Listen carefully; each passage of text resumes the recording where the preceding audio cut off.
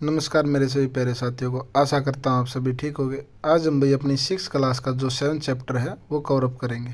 भाई राज्य से साम्राज्य, भाई राज्य से साम्राज्य कैसे चलता था या साम्राज्य कैसे बना। ठीक है भाई, अशोक सम्राट के बारे में पढ़ेंगे हम। उनके जो कलिंग का युद्ध था उन्होंने किया, वो उनका जो धम्मापन था वो भाई। ठीक है, चलो स्टार्ट करते हैं अब। इस अध्याय में रोशन के रुपये वाले साम्राज्य बच्चे के तस्वीरों के साथ लगाए। हम जिन शेरों के चित्र रुपये पैसों पर देखते हैं उनका एक लंबा इतिहास है। उन्हें पत्थरों को काट कर बनाया गया था और फिर उन्हें सावधानी से एक विशाल स्तंभ पर स्थापित किया गया था, जो आपने वही 6 अध्याय में पढ़ा। ठीक है, इतिहास के महानतम राजाओं में से एक अशोक के निर्देश पर इसके जैसे कई स्तंभों और पत्थरों का अभिलेख उत्तीर्ण किए गए। इसके पहले ही कि हम यह जानें कि इन अभिलेखों में क्या लिखा था, यह समझने की कोशिश करेंगे कि उनके राज्य को साम्राज्य क्यों कहा गया भाई। ठीक है भाई, वो पहले राज्य थे, छोटे थे, फिर वो साम्राज्य कैसे बन गए। उधर सेना भाई ज़्यादा बढ़ गई थी भाई, उन्होंने कर बहुत टाइप के लगा दिए थे भाई। उनका जो राज्य कर शासन करने का जो स्थान था वो बढ़ गया था। अशोक जिस साम्राज्य पर शासन करते थे उसकी स्थापना उनके दादा चंद्रगुप्त मौर्य ने लगभग 2300 साल पहले की थी। ये पूछा जाता है अशोक के दादा क्या नाम था? चंद्रगुप्त। चाणक्य या कौटिल्य नाम के एक बुद्धिमान व्यक्ति ने चंद्रगुप्त की सहायता की थी। चाणक्य के विचार हमें अर्थशास्त्र नाम की पुस्तक या किताब में मिलते हैं। ये पूछा जाता है भाई, जो चाणक्य के विचार वो कौन सी पुस्तक में मिलते हैं? अर्थशास्त्र में। या अर्थशास्त्र में किसके बारे में? चाणक्य के बारे में। साम्राज्य में बहुत से नगर थे। ठीक है, इनमें साम्राज्य की राजधानी पाटलिपुत्र, उज्जैन और तक्षशिला जैसे नए नगर प्रमुख थे। तक्षशिला उत्तर पश्चिम में और मध्य के लिए आने जाने का रास्ता था। कहाँ था भाई? ये उत्तर पश्चिम में। ठीक है भाई, ये आपका जम्मू कश्मीर साइड था। ठीक है, उत्तर दूसरी तरफ उज्जैन उत्तरी भारत से दक्षिणी भारत जाने वाले रास्ते में पड़ता था। कहाँ पड़ता था भाई? ये उत्तर, जो आपका उत्तरी भारत है उससे दक्षिणी भारत में जाने के रास्ते में बीच में। ठीक है, शायद नगरों में व्यापारी, सरकारी अधिकारी और शिल्पकार रहा करते थे। साम्राज्य के बहुत बड़े क्षेत्र में किसानों और पशुपालकों के गांव बसे हुए थे। मध्य भारत जैसे इलाके में ज़्यादातर हिस्सा जंगल से भरा हुआ था। वहां पर लोग फल फूल का संग्रहण और जानवरों को शिकार करके जीविका चलाते थे। साम्राज्य के अलग अलग इलाकों में लोग भी भिन्न भिन्न भाषाएं बोलते थे भाई। वो बोलते हैं ना भाई, कोस कोस पे पानी बदल जाता है, उसी टाइप से भाई कहीं पे कैसी भाषा थी, कहीं पे कैसी भाषा थी। वे लोग शायद अलग अलग प्रकार का भोजन करते थे और यहाँ तक कि अलग अलग किस्म के पोशाक भी पहनते थे। ठीक है, तो भाई ये ऊपर ही हमने छोड़ दिया, इंपॉर्टेंट है, ये पढ़ लेते हैं। वंश कैसे, कौन किसके बाद कौन आया भाई। जब एक ही परिवार के कई सदस्य एक के बाद एक राजा बनते हैं तो उन्हें एक वंश का कहा जाता है। मौर्य वंश में 3 महत्वपूर्ण राजा हुए, चंद्रगुप्त, उनका बेटा बिंदुसार और बिंदुसार का पुत्र अशोक। ठीक है, ये सीरीज भी पूछ ली जाती है भाई आपसे, और ये पूछ लिया जाता है भाई अशोक किसका बेटा है? बिंदुसार का। बिंदुसार किसका? भी चंद्रगुप्त का। इस टाइप से पूछ लिया जाता है, तो इम्पोर्टेंट आप ये पढ़ लीजिए। ये भाई आपके जो महत्वपूर्ण थे, पाटलिपुत्र, उज्जैन और तक्षशिला। ये भाई जो रेड डॉट है यहाँ पे भाई, जो मौर्य साम्राज्य उसके भाई जो अभिलेख वो प्राप्ति स्थल है भाई। कांधार, ये देख लीजिए आप सभी को। कलसी, मेरठ, टोपरा, ये हर एक जगह ऐसे मिले हैं भाई। जो एक कलिंग है इसके बारे में हम आगे पढ़ेंगे भाई। अशोक ने जो बहुत ज़बरदस्त युद्ध किया था यहाँ पे। राज्य साम्राज्य से कैसे भिन्न देख लेते हैं। चूंकि साम्राज्य राज्यों से बड़े होते हैं और उनकी रक्षा के लिए बड़ी सेनाओं की जरूरत होती है, इसलिए सम्राटों को राज्यों की तुलना में ज़्यादा संसाधनों की जरूरत होती थी। इसी कारण उन्हें बड़ी संख्या में कर इकट्ठा करने वाले अधिकारियों की जरूरत भी होती थी। साम्राज्य का प्रशासन, चूँकि मौर्य साम्राज्य बहुत बड़ा था इसलिए अलग अलग हिस्सों पर अलग अलग ढंग से शासन किया जाता था। ये पूछ लिया जाएगा भी, आप इम्पोर्टेंट, आप ध्यान से पढ़ना। पाटलिपुत्र और उसके आसपास के इलाकों पर सम्राट का सीधा नियंत्रण था, जो पाटलिपुत्र है आज का पटना। इसका मतलब यह हुआ कि इस इलाके के गांव और शहरों के किसानों, पशुपालकों, शिल्पकारों और व्यापारियों से कर इकट्ठा करने के लिए राजा अधिकारियों की नियुक्ति करता था। जो राजा के आदेशों का उल्लंघन करते थे अधिकारी उनको सजा भी देते थे। इनमें से कई अधिकारियों को वेतन भी दिया जाता था। संदेशवाहक एक जगह से दूसरी जगह घूमते रहते थे और राजा के जासूस अधिकारियों के कार्यकलाप पर नजर रखते थे। इन सब के ऊपर सम्राट था, जो राज परिवार एवं वरिष्ठ मंत्रियों की सहायता से सब पर नियंत्रण रखता था। मौर्य साम्राज्य के भीतर कई छोटे क्षेत्र या प्रांत थे। इन पर तक्षशिला या उज्जैन जैसे प्रांतीय राजधानियों से शासन किया जाता था। कुछ हद तक पाटलिपुत्र सैनिक क्षेत्रों पर नियंत्रण रखा जाता था और अक्सर राजकुमारों को वहां का राज्यपाल गवर्नर बना कर भेजा जाता। किसको भी? राज्यपाल को गवर्नर, ठीक है, राजकुमारों को राज्यपाल गवर्नर बनाकर भेजा जाता था। लेकिन ऐसा लगता है कि इन जगहों पर स्थानीय परंपराओं और नियमों का ही माना जाता था। भाई जो यहाँ के स्थानीय नियम थे और जो इनकी परंपरा थी उनको भी माना जाता था ज़्यादा। प्रादेशिक केंद्रों के बीच विस्तृत क्षेत्र थे। इनके इलाकों में मौर्य साम्राज्य शासक सिर्फ मार्गों और नदियों पर नियंत्रण रखने की कोशिश करते थे, जो कि आवागमन के लिए महत्वपूर्ण थे। यहाँ से उन्हें जो भी संसाधन कर और भेंट के रूप में मिलते थे उसे इकट्ठा किया जाता था। उदाहरण के लिए अर्थशास्त्र में यह लिखा है, कहाँ पे लिखा हुआ भाई? अर्थशास्त्र में क्या लिखा हुआ भाई? यहाँ से जो भी संसाधन और भेंट मिलते थे उनको इकट्ठा कर लेते थे। और ये किस पर नज़र रखते थे?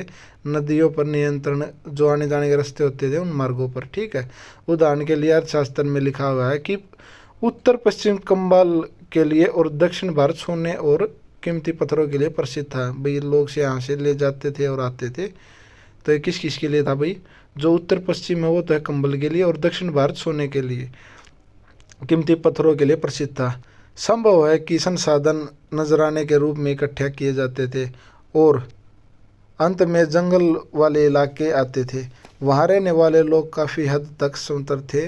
उनसे यह उम्मीद की जाती थी कि वे मौर्य पदाधिकारियों को हाथी, लकड़ी, मधु और मोम जैसी चीज़ें ला कर दे।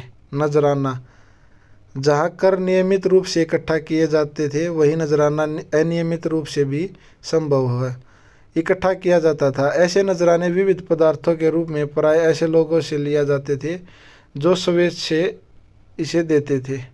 अब अभी राजधानी में सम्राट मेगस्थनीज, जो भी मेगस्थनीज था, किसके राज में आया था? मेगस्थनीज चंद्रगुप्त के दरबार में पश्चिम एशिया के यूनानी राजा सेल्यूकेटस निकेटस का राजदूत था। इसलिए ये पूछा जाता भी ये कहाँ से आया था और किसका राजदूत था। मेगस्थनीज ने जो कुछ देखा उसका विवरण किया। यहाँ हम उसके विवरण का एक अंश दे रहे हैं। सम्राट का जनता के सामने आने के अवसरों पर शोभा यात्रा के रूप में जश्न मनाया जाता था। उन्हें एक सोने की पालकी मिला जाता था। भाई जो सोने की एक पालकी होती है उसमें उनके अंगरक्षक सोने और चांदी से अलंकृत हथियारों पर सवार रहते थे, हाथियों पर सवार रहते थे। कुछ अंगरक्षक पेड़ों को लेकर चलते थे। इन पेड़ों पर प्रशिक्षित तोतों का एक झुंड रहता था जो भी सम्राट के सिर के चारों तरफ घूमता रहता था। भाई ये क्यों घूमता रहता था? भाई ये इसलिए घूमता रहता कहीं कोई राजा पर हमला ना कर दे, ठीक है, कोई तीर वगैरह इस टाइप से ना मार दे। राजा सामान्यतः हथियारबंद महिलाओं से घिरे होते थे। वे हमेशा इस बात से डरे रहते थे कि कहीं कोई उनकी हत्या करने की कोशिश न करे।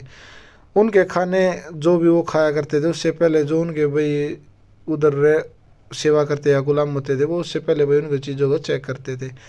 अब भाई और पाटलिपुत्र आधुनिक पटना के बारे में, यह एक विशाल और खूबसूरत नगर है। यह एक विशाल प्राचीर से घिरा हुआ है जिसमें 570 बुर्ज और 64 द्वार हैं। ये पूछा जाता है भाई, ठीक है, कितने हैं? 570 बुर्ज और 64 द्वार। 2 और 3 मंजिले वाले घर लकड़ी और कच्ची ईंटों से बने हैं। राजा का महल भी काठ से बना है जिसे पत्थर की नक्काशी से अलंकृत किया गया है। यह चारों तरफ से उद्यानों और चिड़ियों के लिए बने बसेरे से घिरा है। अशोक एक अनोखा सम्राट। भी अशोक के बारे में बताया गया है, कैसे कैसे उन्होंने युद्ध किया, कैसे लड़ाइयाँ की। अशोक मौर्य वंश के सबसे प्रसिद्ध शासक थे। वह ऐसे पहले शासक थे जिन्होंने अभिलेखों द्वारा जनता तक अपने संदेश पहुंचाने की कोशिश की। अशोक के ज़्यादातर अभिलेख प्राकृतिक भाषा और ब्राह्मी लिपि में, किस में है भाई? ये इंपॉर्टेंट है बहुत, प्राकृतिक भाषा और ब्राह्मी लिपि। और इन्होंने भाई जो सबसे पहले ये वो राजा हैं, शासक हैं जिन्होंने भाई अपने संदेश जनता तक अभिलेखों द्वारा पहुंचाने की कोशिश की। अशोक का कलिंग युद्ध। कलिंग कहाँ पे है भाई? जो तटवर्ती उड़ीसा का ना, वहाँ पे प्राचीन नाम है, वहाँ पे ये कलिंग, ठीक है। अशोक ने कलिंग को जीतने के लिए एक युद्ध लड़ा, लेकिन युद्ध जनित हिंसा और खून खराबा देखकर उन्हें युद्ध से वितृष्णा हो गई। उन्होंने निर्णय किया कि वे भविष्य में कभी युद्ध नहीं करेंगे। वितृष्णा मतलब घृणा हो गई भाई उनको कि भाई वो आगे युद्ध नहीं करेंगे। और उन्होंने आगे आगे बताया, देखो पहले तो उन्होंने युद्ध के बारे में बताया भाई क्या क्या हुआ, फिर वो बताएंगे उन्होंने क्या अपनाया, और आगे भी लोगों को यह सलाह दी कि भी वो युद्ध ना करें। कलिंग युद्ध का वर्णन करता हुआ अशोक का अभिलेख। हमने एक अभिलेख में अशोक ने यह बात कही है, राजा बनने के 8 साल बाद मैंने कलिंग विजय की। लगभग 1.5 लाख लोग बंदी बना लिए, 1 लाख से ज़्यादा लोग मारे गए। इससे मुझे अपार दुख हुआ। क्यों? जब किसी स्वतंत्र देश को जीता जाता है तो लाखों लोग मारे जाते हैं और बहुत सारे बंदी बनाए जाते हैं। इसमें ब्राह्मण और शर्मण भी मारे जाते हैं, जो लोग अपने सगे संबंधी और मित्रों को बहुत प्यार करते हैं तथा दासों और मृतकों के प्रति दयावान होते हैं। ये भी युद्ध में या तो मारे जाते हैं या अपने परिजनों को खो देते हैं। इसलिए मुझे पश्चाताप हो रहा है। अब मैंने धम्म पालन करने एवं दूसरों से इसकी शिक्षा देने का निश्चय किया। मैं मानता हूँ कि धम्म के माध्यम से लोगों का दिल जीतना बलपूर्वक विजय पाने से ज़्यादा आसान है। भाई वो धम्म के साथ आसानी से उनका दिल जीत सकते हैं। मैं यह अभिलेख भविष्य के लिए एक संदेश के रूप में इसलिए उत्तीर्ण कर रहा हूँ कि मेरे बाद मेरे बेटे और पोते भी युद्ध न करें। ठीक है भाई। धम्म सांस्कृतिक शब्द धर्म का प्राकृतिक है। भाई उन्होंने कौन सा धर्म अपनाया। ये भी एक मूर्ति है उत्कृष्ट पॉलिश वाले पत्थर की। इस मूर्ति को देखिए, यह बिहार के रामपुरा में जिले में एक मौर्यकालीन स्तंभ का हिस्सा है। अभी इसे राष्ट्रपति भवन में रखा गया है। यह उस समय की मूर्तिकालीन का एक नमूना। ये देख लीजिए, इस टाइप की मूर्ति होती थी, पॉलिश कर देते हैं इन पर। अशोक का दम्मा क्या भाई? अशोक के दम में किसी देवता की पूजा अथवा किसी कर्मकांड की आवश्यकता नहीं होती थी। ठीक है, क्या होती थी भाई? किसी देवता की पूजा भी नहीं करते थे और ना कोई कर्मकांड करते। उन्हें लगता था कि जैसे पिता अपने बच्चों को अच्छे व्यवहार की शिक्षा देते, वैसे ही उनका कर्तव्य था कि अपनी प्रजा को निर्देश दें। वे बुद्ध के उपदेशों से भी प्रेरित हुए थे। ऐसी कई समस्याएं थी जिनके लिए उनमें संवेदना थी। उनके साम्राज्य में अलग अलग धर्मों को मानने वाले लोग थे और इसमें कई बार टकराव पैदा हो जाता था। जानवरों की बलि चढ़ाई जाती, दासों और नौकरों के साथ क्रूर व्यवहार किया जाता था। इनके अलावा परिवार में व पड़ोसियों के बीच झगड़े होते रहते थे। अशोक ने यह महसूस किया कि इन समस्याओं का निदान उनका कर्तव्य है। इसलिए उन्होंने धम्म महामंत्र नाम के अधिकारियों की नियुक्ति की, जो जगह जाकर धम्म की शिक्षा देते हैं भाई। जिन्होंने जाके भाई उनके बारे में बताया, धम्म के बारे में, कि भाई आप अच्छे रहिए, अच्छे कार्य करिए, किसी को दुख मत दिए, इस टाइप से। इसके अतिरिक्त अशोक ने अपने संदेश कई स्थानों पर शिलालेख और स्तंभों पर खुदवाए दिए। अधिकारियों को यह निर्देश दिया गया कि वे राजा के संदेश को उन लोगों को पढ़कर सुनाए जो खुद पढ़ नहीं सकते। अशोक ने धम्म के विचारकों को प्रसारित करने के लिए सीरिया, मिस्र, ग्रीस में दूत भेजे। पूछा था कहाँ का? सीरिया, मिस्र, ग्रीस में दूत। अपने पुत्र महेंद्र और पुत्री संघमित्रा को इसी कार्य हेतु उसने श्रीलंका भेजा। उन्होंने सड़कें बनाई, कुएं खुदवाए और विश्राम गृह बनवाए। इसके अतिरिक्त उन्होंने मनुष्य व जानवरों की चिकित्सा की भी व्यवस्था की। अपनी प्रजा के लिए शोक का संदेश। लोग विभिन्न अवसरों पर अनुष्ठान करते हैं। उदाहरण के लिए जब वे बीमार होते हैं, जब उनके बच्चों का विवाह होता है, बच्चों के जन्म पर, और जब यात्रा शुरू करते हैं, तब वे तरह तरह के अनुष्ठान करते हैं। ये कर्मकांड किसी काम के नहीं है। इसके बदले यदि लोग दूसरी रीतियों को माने तो वह ज़्यादा फलदायी होगा। ये अन्य प्रकार के हैं। ये हैं अपने दास और नौकरों के साथ अच्छा व्यवहार करना, भाई उनके साथ बुरा व्यवहार नहीं करना, उनको सम्मान मानना, उनके साथ क्रूरता से बातचीत या व्यवहार नहीं करना, बड़ों का आदर करना, सभी जीवों पर दया करना और ब्राह्मणों तथा श्रमणों को दान देना। अपने धम्म की प्रशंसा या दूसरों के धम्म की निंदा करना, दोनों ही बातें गलत हैं। हम किसी को दूसरे धर्म का आदर करना चाहिए। यदि भाई इन्होंने ये बताया था, हमें एक दूसरे के धर्म का आदर करना चाहिए, हमें अपने धर्म की या दूसरे धर्म की ना तो अच्छाई करनी चाहिए और ना बुराई करनी चाहिए। भाई उन्होंने बोला था जिसको जो अच्छा लगे वो करो, तो वास्तव में अपने धर्म को ज़्यादा नुकसान पहुंचाएगा। ठीक है, अगर वो दूसरों को पहुंचाएगा तो।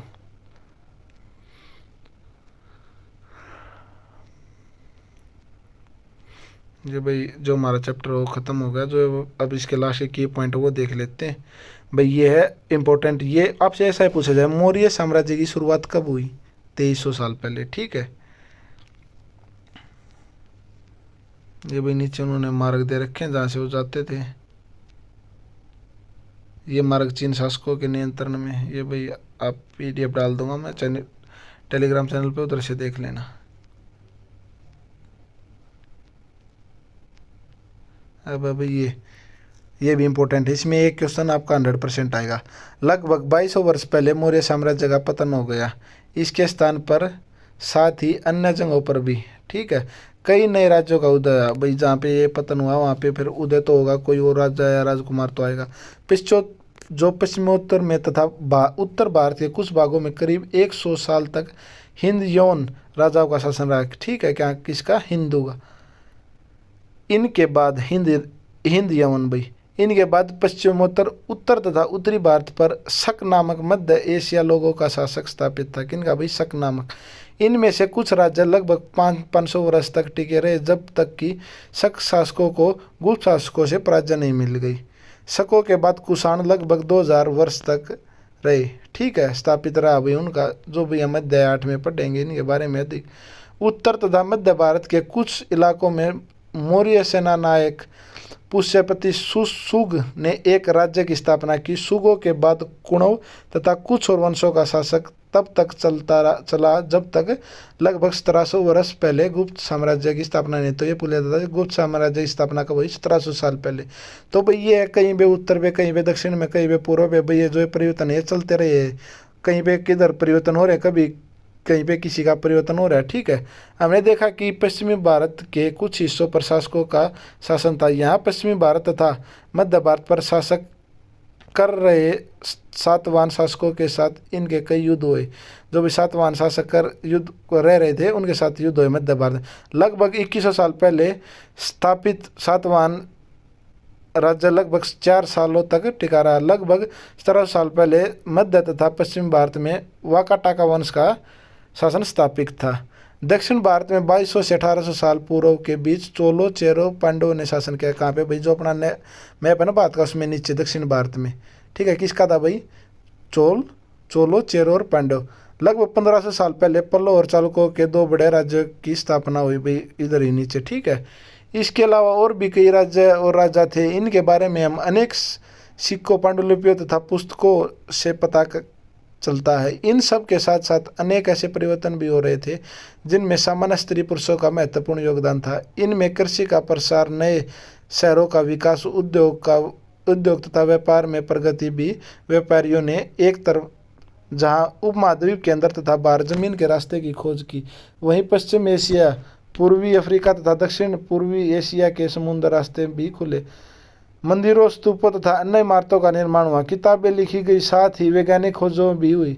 ये सारी बातें साथ साथ हो रही थी। इस पुस्तक के बाकी हिस्सों को पढ़ते हुए तुम इन बातों को भी समझ पाओगे। साथ साथ चलता रहा, ठीक है।